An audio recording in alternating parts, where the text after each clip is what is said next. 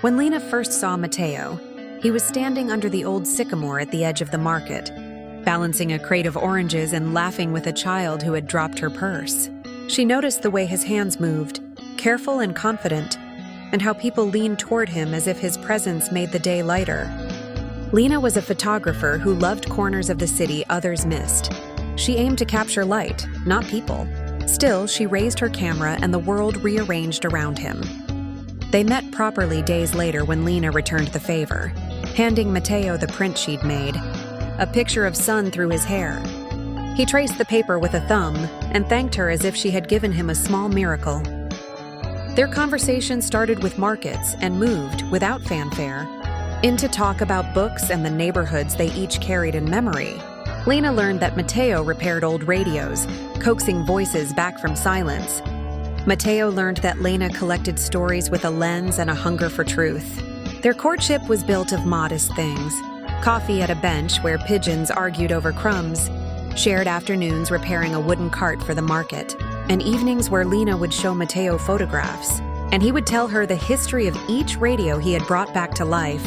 They celebrated flaws, the scuff on Lena's camera strap, the scar on Mateo's palm, and found that honesty felt like warmth. Years tested them in ways neither expected. Mateo's mother fell ill, and the hospital bills and sleepless nights shifted their rhythm. Lena's assignment to photograph a distant coast threatened to pull her away at the very time Mateo needed the steadiness of her presence.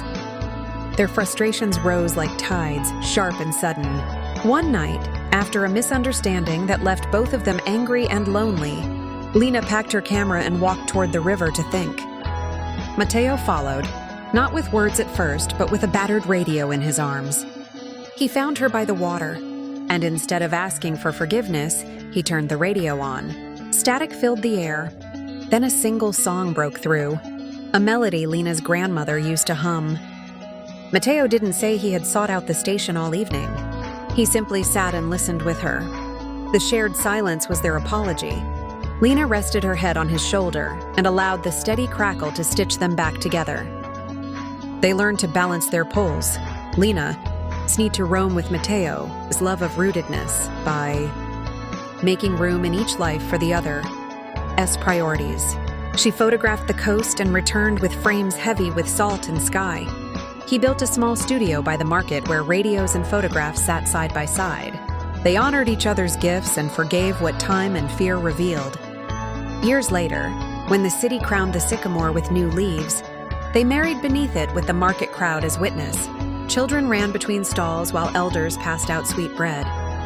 Lena and Mateo promised to keep listening, to the city, to each other, and to the quiet ways love keeps repairing what life wears thin. Theirs was not a love of fireworks, but of steady light. Two people who found in each other a mirror and a harbor, who chose small acts of care every day, and whose tenderness turned ordinary mornings into something sacred.